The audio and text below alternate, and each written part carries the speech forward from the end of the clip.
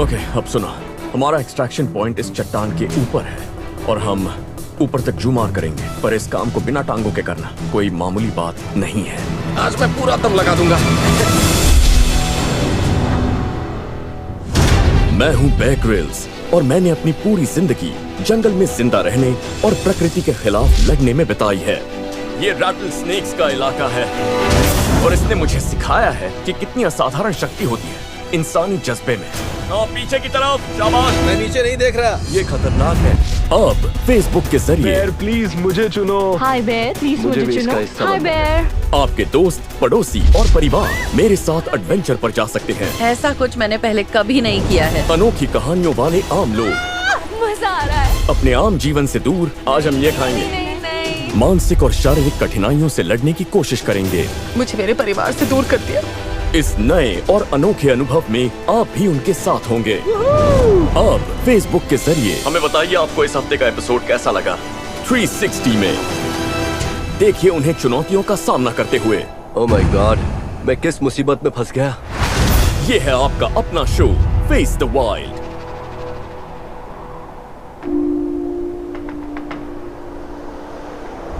देखो बेयर, मैं चाहता हूँ कि आप मुझे चुने।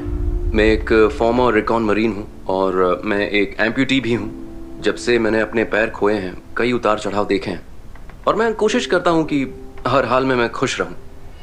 वो बहुत मुश्किल है।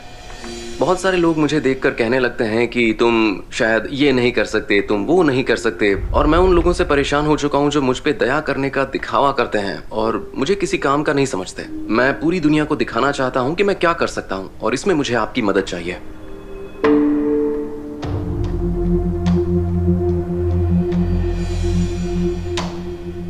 मेरे जीवन का सबसे गौरवशाली समय वो था जब मैं मिलिट्री में ब्रिटिश स्पेशल फोर्सेस के साथ सर्व कर रहा था। सर्व करते हुए एक फ्री फॉल एक्सीडेंट में मेरी बैक टूट गई और जब मैं पीछे देखता हूँ तो लगता है जीवन में आए हुए तूफान हमें और मजबूत बनाते हैं। तो मैंने जॉनथन को इसलिए चुना क्योंकि मैं उस तरह के इंसान को एडवेंचर पर ले जाना चाहता था जिसने अकल्पनीय दर्द को सहा है और फिर भी खुद को साहस से, गरिमा से और दृढ़ संकल्प से संभाला है। जॉनथन हम सबके लिए एक जीती जागती मिसाल है। वो एक भूतपूर्व मरीन है। उन्होंने अफगानिस्तान में अपने दोनों पैर खोए और फिर भी उन्होंने विकलांगता से जुड़ी हर तरह की धारणा को तोड़ मरोड़ कर रख दिया है। आप सोच रहे हैं कि बिना टांगों के एडवेंचर नहीं हो सकता? फिर से सोचिए।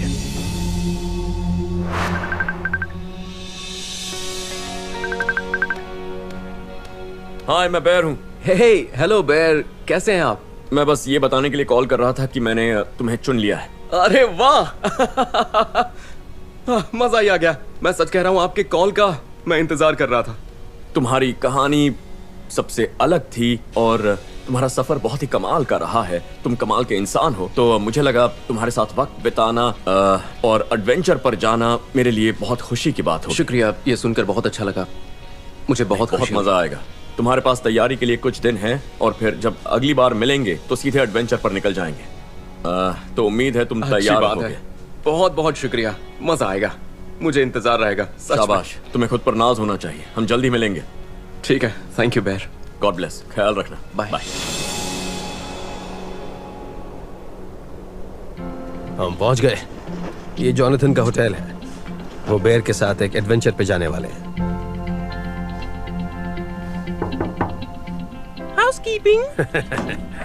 कैसे हो दोस्त? मैं ठीक हूँ। मैं रॉब, सब ठीक है ना? हाँ बिल्कुल, मिलकर मुझे खुशी भी हुई। बहुत खुशी हुई आपसे मिलकर। हाँ हाँ, हमें भी। तैयार हो? हाँ, एडवेंचर के लिए तैयार हो? हाँ, अच्छी बात है। आप तो काफी जल्दी आ गए। बेयर चाहते थे कि मैं तुम्हें ये बैकपैक दूं और इसके अंदर है एक गोप्रो जो चेस्ट पर लगता है ताकि हम तुम्हें रोते चिल्लाते देख सकें। ऐसा कुछ नहीं होने वाला। हेलमेट और एक हार्नेस। जेफ तुम पर माइक लगा देगा, ठीक है? और हम तुम्हें वहां छोड़ेंगे जहां बेयर तुमसे मिलेंगे। ठीक है। मुझसे कोई सवाल पूछना है? नहीं, वैसे भी सब कुछ एक सरप्राइज ही होने वाला है। सही कहा। हाँ, हम 4 या 5 मिनट बाद जमीन पर होंगे।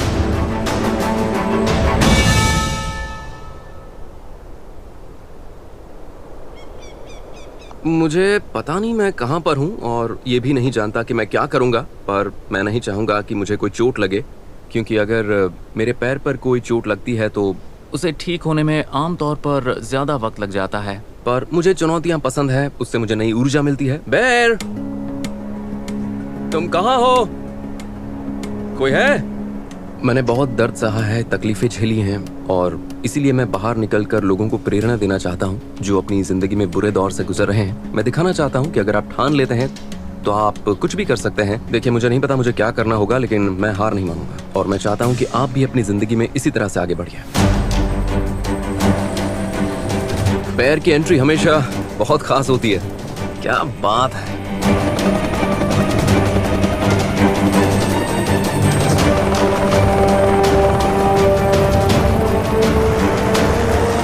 कैसे हो जोनाथन?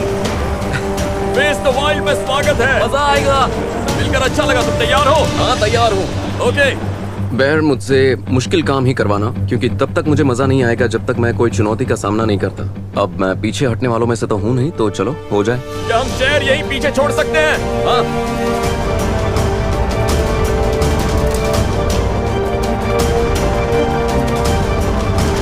ओके, हम बैठ गए। चलो हो जाए। हाँ बिल्कुल। ये हमारी खुशनसीबी है कि तुम हमारे साथ हो। Thank you. बहुत मजा आएगा। मैं भी इसके लिए बिल्कुल तैयार हूँ। तुम्हें इन सब चीजों की आदत है। शो के बाकी मेहमान जब हेलीकॉप्टर में बैठते हैं तो कांपने लगते हैं।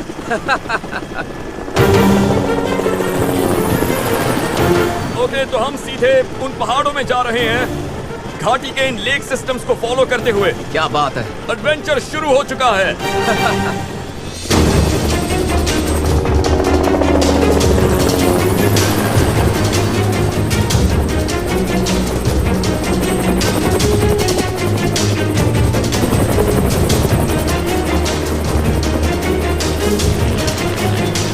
हाँ, हम ठीक हैं।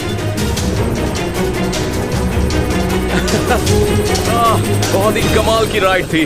बहुत मजा आया। थीम पार्क से तो बहुत अच्छी थी, मजा ही आ गया। हेलीकॉप्टर राइड बहुत ही कमाल की थी, बहुत मजा आया। उन दिनों की याद आ गई जब मैं मरीन कोर में था। उन दिनों ये सब हम करते रहते थे, तो दिन की शुरुआत बहुत अच्छी रही। ओके, तो यहाँ से हम उसमें बैठेंगे और फिर सीधे झील के उस पार जाएंगे। Roger that. ओके, चलिए। बहुत मजा आया। अभी से अच्छा महसूस कर रहा हूँ। मुझे इस आदमी की हिम्मत की दाद देनी होगी। वाकई मैं बहुत हैरान हूँ, लेकिन बहुत खुश भी हूँ। क्या बात मैं है, कभी हार ऐसे नहीं कर मानता। लेते हो। Oh my God. पहला मिशन है उस बड़ी झील के उस पार जाना और फिर उसके बाद हम ऊपर चढ़ेंगे, लेकिन जब टांगे ना हो तो वही काम एक अलग लेवल पर पहुंच जाता है। आज का दिन दिलचस्प होगा। तो तुम कैंसस में बड़े हुए हो? हाँ। मुझे बताओ, तुम्हारा बचपन कैसा था? बहुत अच्छा था। हम गांव में रहते थे तो बहुत भागते दौड़ते थे, मेरे भाई और मैं। तुम सब कितने और मेरी भाई हो? बहन भी। मेरे 2 भाई हैं, एक जुड़वा है। सच में? हाँ, हम शुरू से ही चाहते थे कि हम मरीन्स बने। साथ में ज्वाइन किया, बूट कैंप में साथ कमाल। गए। तब तुम लोग कितने साल के थे? जब हमने पेपर साइन किया तब हम 17 के थे। Oh my God. तो उस वक्त पेरेंट्स ने क्या कहा? और मेरी मॉम तो रो रही थी और 9/11 के बाद उन्हें लगा कि हम आर्मी छोड़ देंगे, पर हमने ऐसा नहीं किया। अच्छा। क्योंकि सच कहूँ तो हम उससे दूर नहीं रह सकते। मेरी मॉम अंदर से बहुत मजबूत हैं। उन्होंने खुद को संभाला और हमें सपोर्ट किया, और डैड तो पहले से ही सपोर्ट करते थे। क्या वो भी मिलिट्री में थे? नहीं, वो सर्व करते थे, पर हाँ, वो मिलिट्री में तो नहीं थे। अच्छा, तो मतलब 17 की उम्र से ही तुमने ये सब देखा है? हाँ, मैं बूट कैंप में चला गया था। मेरा भाई और हाई स्कूल के हमारे 3 दोस्त, हम सब ने साथ में ही ज्वाइन किया था। तो तुम और तुम्हारा भाई वहाँ पर साथ में थे? हम बूट कैंप में साथ थे, हमें एक ही प्लेटून में रखा गया था। क्या इस वजह से तुम्हें वहाँ टारगेट किया गया था? हाँ बिल्कुल। उन्होंने कहा कि तुम ऐसे कंफर्ट जोन में नहीं रह सकते, तो मुझे अलग तरीके से ट्रीट किया गया।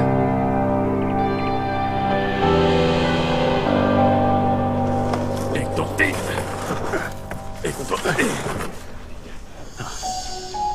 तुम ठीक हो? हाँ, तो आखिरकार हाँ। हम अपने कॉम्बैट स्कूल्स में गए और वहाँ पर हम सब अलग हो गए। वो पहली बार था जब मैं अपने भाई से अलग हो रहा था। सच कहूँ तो वो मेरा आधा हिस्सा है, वो कमाल का है। मेरे परिवार में हम सब एक दूसरे से बहुत प्यार करते हैं। जब हम पर कोई मुसीबत टूट पड़ती है, जैसे तुम्हारे साथ हुआ था, तब परिवार की असली अहमियत समझ में आती है।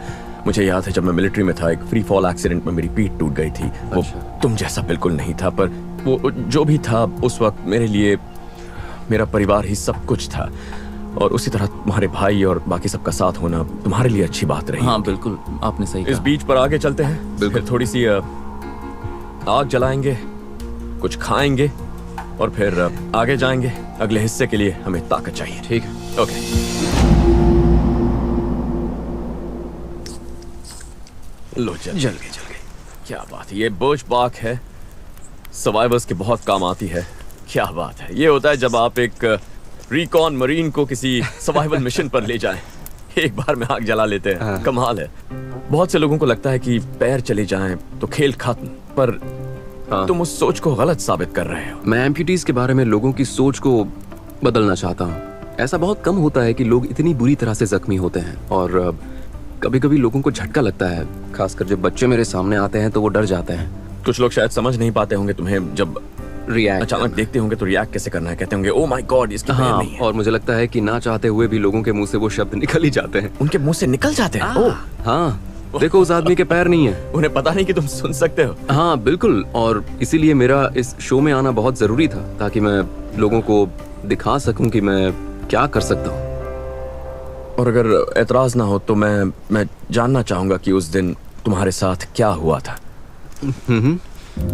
जब मैं जख्मी हुआ, कॉम्बैट ऑपरेशंस बंद होने में सिर्फ 4 दिन थे। हमें पता था कि हम अपनी डिप्लॉयमेंट के आखिर में हैं और वो शायद हमारा आखिरी मिशन है। और हमारा मिशन दुश्मन ट्रूप्स की फॉरवर्ड लाइन के पीछे जाकर उनके ऑपरेशंस में उनकी रैट लाइंस, उनकी सप्लाई लाइंस में रुकावटें पैदा करना था, ताकि घाटी की तरफ जा रहे दूसरे प्लेटून्स पर नजर रख सकें।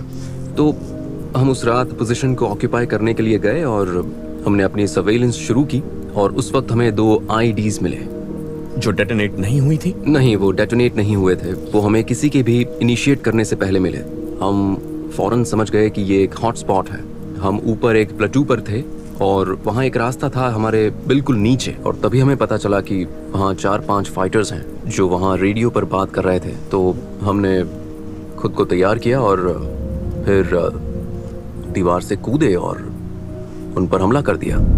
और मुझे पता था कि अब कुछ भी हो सकता है। मतलब हमने अभी सड़क पर 5 फाइटर्स को मार डाला है, तो दुश्मन को पता चल गया था कि हम कहाँ हैं। तो हम अपनी पोजीशन को फोर्टिफाई करने में लगे हुए थे। तब हमारे साथी हम पर सैंडबैग्स फेंक रहे थे। तभी मैंने सुना कि मेरे एक दोस्त ने मुझसे कहा कि हे जॉन, मेरी तरफ वो सैंडबैग फेंको। मैंने कहा हाँ, क्यों नहीं। और फिर शायद मैंने जल्दबाजी में गलत कदम रख दिया और अचानक सब कुछ सफ़ेद हो गया। उसके बाद मुझे ऐसा लगा जैसे एक सपने से मैं जागा हूँ, एक गहरी नींद से जागा हूँ। मुझे कुछ समझ में नहीं आ रहा था। मैं ठीक से देख नहीं पा रहा था क्योंकि चारों तरफ बहुत ज़्यादा धूल थी, कुछ भी दिखाई नहीं दे रहा था। मैं अपनी पीठ के बल लेटा था और मैंने सोचा कि वो मतलब ये सब क्या हो गया। फिर मैंने उठने की कोशिश की। रुकिए, मैं आपको दिखाता हूँ। जैसे मैंने उठने की ऐसे कोशिश की पर नहीं उठ पाया।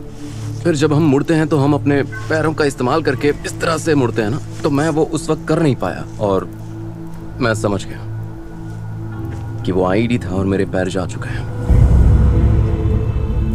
मेरे दोस्तों में से एक एडम वहाँ था। उसकी पीठ पर मांस चिपका हुआ था जैसे कोई स्विस चीज हो। उसकी पीठ पर पत्थर थे और कुछ विस्फोटकों में से निकला हुआ प्लास्टिक भी था, और मेरे फीमर्स और मेरी हड्डियों के टुकड़े और मेरे पंजे थे। मेरे पैरों के चिथड़े उड़ गए थे और वो उसकी पीठ पर चिपके हुए थे। सोच और तब मैंने उससे कहा कि अब हम असली भाई बन गए। असली भाई बन गए। उस वक्त वो अफगानिस्तान में सबसे बड़े IEDs में से एक था जिस पर किसी ने पैर रखा, और वो अब तक जिंदा है। तुम्हें जिंदा बचना ही था। हाँ। तुम्हें जिंदा रहना था। उसके लिए ये बताना बहुत ही मुश्किल रहा होगा कि उस पर क्या बीती थी जब उस IED का धमाका हुआ था, और उस पर जो बीती थी उसको उसी की जुबानी सुनना वो मेरे दिल को छू लेने वाला अनुभव था, और वो बहुत समय तक मेरे साथ रहेगा। उसके बाद मुझे मेरे दोस्तों ने बताया कि अफगानिस्तान में जब मेरी सर्जरी हो रही थी उस वक्त मेरी दिल की धड़कन 3 बार रुक गई थी। मुझे 75 यूनिट्स खून चढ़ाया गया था। आखिर में उनके पास खून खत्म हो गया था, और फिर मेरे बेड के पास, मेरे सर्जरी टेबल के पास बहुत सारे ब्रिटिश सैनिक थे और मुझे उनसे डायरेक्ट खून चढ़ाया गया था। तो उस हॉस्पिटल में तुम कितने दिन थे? मैं हॉस्पिटल में शायद 3 साल रहा। 3 मतलब मैं साल? लगातार वहाँ नहीं रहता था। हाँ। पर हाँ, सर्जरी के लिए मुझे आते जाते रहना पड़ता था। रिहैब के लिए भी आते जाते रहना पड़ता था। तो तुम्हारी कितनी सर्जरीज हुई हैं? 60 से ज्यादा। 60 से ज्यादा? नर्व पेन के लिए स्पाइनल कॉर्ड स्टिमुलेटर इम्प्लांट हुआ है। क्या अभी बहुत ज्यादा नर्व पेन वो है? मेरी सबसे बड़ी शिकायत है। जब मैं जख्मी हुआ और मेरे पैर चले गए तो मैंने सोचा कि ठीक है, मैं इसे झेल लूंगा, कोई बात नहीं। पर मुझे ये नहीं पता था कि मुझे नर्व पेन होगा, और वो पेन ऐसा लगता है जैसे आपको बिजली का झटका लगा हो। और वो दर्द कहाँ पर होता है? वो बिल्कुल आगे से शुरू होता है, यहाँ से। तो यहाँ से वो शुरू एक होता तरह है का और- फैंटम पेन है। हाँ, वो फैंटम पेन है, और वो ऊपर तक आता है और ऐसा लगता है जैसे कोई पीट रहा है और मुझे जला रहा है। और वो अभी भी होता है? हाँ, अभी भी होता है, और मैं उसके लिए दवाई ले रहा हूँ। यकीन नहीं होता, वाकई यकीन नहीं होता। जब मैं पीछे मुड़कर देखता हूँ तो मुझे परेशानी नहीं होती। मुझे बस एक ही चीज़ से परेशानी होती है, और वो ये है कि मेरी फैमिली को ये सब देखना पड़ा, उन्हें ये सब झेलना पड़ा। उन्हें पता नहीं था कि मैं बचूंगा या नहीं बचूंगा। उसमें तुम्हारी कोई गलती नहीं थी, बल्कि तुमने खुद बहुत कुछ सहा है। मैं इस बारे में बहुत बात कर चुका हूँ, तो ये मेरे लिए नई बात नहीं है, पर कहानी के कुछ हिस्से ऐसे हैं जो मुझे इमोशनल कर देते हैं। खासकर जब मैं सोचता हूँ कि मेरी फैमिली को क्या सहना पड़ा। मेरा छोटा भाई अपने बड़े भाई को खोने वाला था, और मेरे पेरेंट्स अपने बच्चे को खोने वाले थे। पर खास तौर पर मेरा जुड़वा भाई। हम हमेशा बात करते थे कि हमने एक दूसरे को खो दिया तो क्या करेंगे, क्योंकि हम दुनिया में साथ आए तो हमने सोचा है कि हम साथ ही जाएंगे, और इसलिए इससे गुजरना आसान नहीं था। तुमने जो कुछ भी किया उसके लिए मेरे दिल में बहुत इज्जत है, तुम्हारा शुक्रिया। और हीरो शब्द अक्सर बहुत ज्यादा इस्तेमाल किया जाता है, लेकिन मैं वाकई मैं कोई हीरो असल नहीं को देखा। यकीन मानो, तुम एक हीरो हो। शुक्रिया दोस्त। आज उस शब्द के कुछ मायने हैं। यहाँ पर एक कनेक्शन है जिसे मैं चाहता हूँ आप दर्शक भी महसूस करें। आज जॉन ने हमसे कई बातें की, और मुझे ऐसा लगता है कि मैं और आप हम सब खुश नसीब हैं कि हमने उनकी कहानी सुनी। पता है हमें क्या करना चाहिए? बताइए। खाना। हाँ, आइडिया अच्छा है। और मैं खाने के लिए एक बहुत अच्छी चीज लेकर आया हूं। तुम्हें कुछ याद आ जाएगा। ओह हाँ। एक बात कहूँ मैं? हमारे दर्शकों को बताओ कि ये क्या है। देखिए, ये एक MRE है। ये एक मील रेडी टू ईट है। हम इसे फील्ड में इस्तेमाल करते हैं। हमारे पास कुछ एशियन स्टाइल मीट स्ट्रिप्स है। ओह, क्या बात है। ओके, तो ब्रिटिश कमांडोज के ऑनररी कर्नल होने के तौर पर ये मेरा फर्ज है कि मैं तुम्हें MRE लेने का ब्रिटिश तरीका सिखाऊं। ओके। जैसा कि तुम्हें पता है, इसमें एक हीटिंग पैड है, और तुम्हें बस इसमें पानी या फ्लूइड्स मिक्स करने होते हैं, और ये ठंडे खाने को गर्म करता है। पर आज ये काम मैं खुद करने वाला हूँ। हाँ बिल्कुल। ओह ऐसे बनता है खाना। हाँ, बिल्कुल। ब्रिटिश स्टाइल में। कुछ ब्रिटिश कमांडोज ऐसे, yes। MRE में सुसु करते हैं। कोई भी सैनिक आपको बता देगा कि बैरक रूम में इस तरह की बातें होती हैं कि आप इसमें पी कर सकते हैं, और इससे खाना वैसे ही गर्म हो जाता है। ये एक पुराना और आजमाया हुआ तरीका है। जब पानी कम हो तो एक बढ़िया सर्वाइवल ट्रिक है। अच्छी बात यह है कि ये खाने को गर्म करेगा, हमें ऊर्जा और प्रोटीन मिलेगा जो आगे चलकर हमारे काम आएगा। ओके, ये लो, पहला बाइट तुम्हारे नाम। ओह हाँ, जानते हैं मैंने पहले कभी इसे खाया नहीं है, पर अच्छा है। शुक्र है कि तुम उस दिन जिंदा बच गए, और शायद इसकी एक वजह यह है कि तुम दूसरों के लिए प्रेरणा बनने वाले थे। तुम वाकई बहुत लोगों को इंस्पायर करते हो। तुम्हारे साथ बैठना भी मेरे लिए ऑनर की बात है। शुक्रिया। मेरे लिए भी इस एडवेंचर पर आना बहुत बड़ी बात है, और हमारा बैकग्राउंड भी एक जैसा है। वाकई मैं बहुत खुश हूँ। ओके, तो तुम और मैं, हम वहाँ ऊपर चढ़ेंगे। बढ़िया है, मजा आएगा। तो हमारा एक्सट्रैक्शन पॉइंट वहाँ ऊपर उस चट्टान पर है। वो लगभग 70 फुट ऊपर है, बहुत वर्टिकल है, और हम जुमार करके ऊपर जाएंगे। ओके, चलो मेरे साथ। जुमार ऐसा डिवाइस है जिससे रस्सी आपको ऊपर ले जाती है पर नीचे आने नहीं देती, और ये वो चीज है जिससे सैनिक इमारतों पर और ऑयल रिग्स वगैरह पर चढ़ने की कोशिश करते हैं। पर उस काम को बिना पैरों के करना, वो तो कोई मामूली बात नहीं होगी। तो ये हैंडल है, ये लॉक होता है ना? ये ऊपर लेकर जाएगा। पर एक चीज जिसने मुझे जॉन की कहानी में बहुत प्रभावित किया, वो ये कि उसमें नाकामी नहीं है। नाकामी सिर्फ हार मानने में है। मैं उसके जज्बे को सलाम करता हूँ। मुझे लगता है कि अगर ये आदमी इतना कुछ सहने के बाद भी इतना सकारात्मक हो सकता है और बिना पैरों के इस चट्टान पर चढ़ सकता है, तो फिर आप सब लोग और मैं और जो भी कोई मुसीबत में होगा, वो जब भी मुसीबत आए तो हम सब भी वही करेंगे।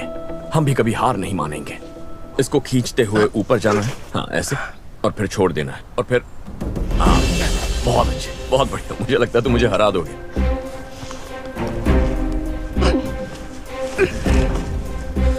हाँ शाबाश, यहाँ पर थोड़ा सा। तुम चाहो तो राइट में जा सकते हो थोड़ा सा। मैं कर लूंगा, मुझे मदद नहीं चाहिए। बहुत अच्छे जॉन।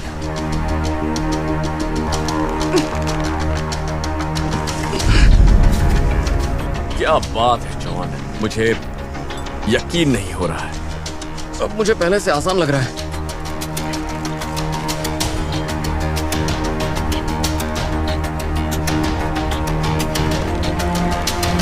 कुछ लोग जिन्हें मैं जानता हूँ वो अभी नीचे ही कहीं होते, हाँ, पर तुम, क्या बात है, शाबाश, तुमने कर दिखाया। सच कहूं तो मुझे एक रिकॉन मरीन होने के नाते बहुत फायदा हुआ है।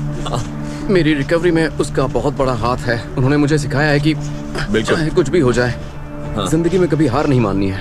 मुझे काफी एक्सपर्ट मेडिकल अटेंशन भी मिला, लेकिन पता है सबसे ज्यादा आपका विल पावर ही आपको ठीक होने में मदद करता है। बस हार नहीं माननी है, चाहे मेरे कुछ भी दोस्त, हो जाए तुम्हारे अंदर वो जिंदगी में। जज्बा, वो जिद कूट कूट कर भरी हुई हाँ, है। अगर आज मैं जिंदा हूँ तो उसके पीछे बस एक ही चीज है और वो है विल पावर। हाँ,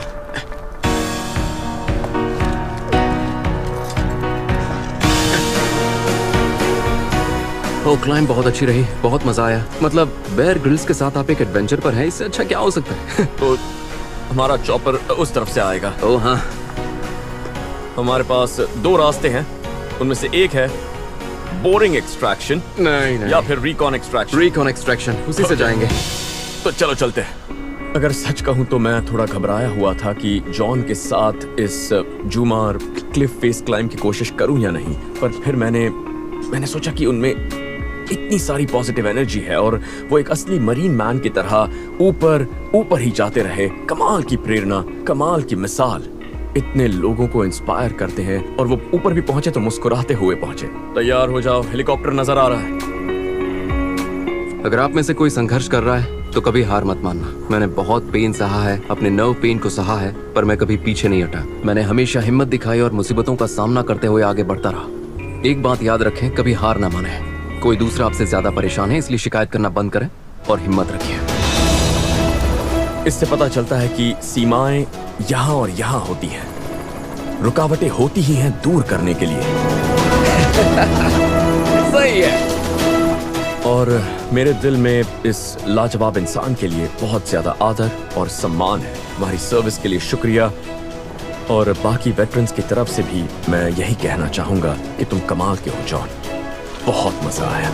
मुझे इस शो में बुलाने के लिए बहुत बहुत शुक्रिया। नहीं, ये हमारी खुशनसीबी है कि हमें तुम्हारी कहानी सुनने का मौका मिला। सभी ब्रिटिश कमांडोज की तरफ से और रिकॉन मरीन्स की तरफ से जॉन और मैं साइन आउट कर रहे हैं।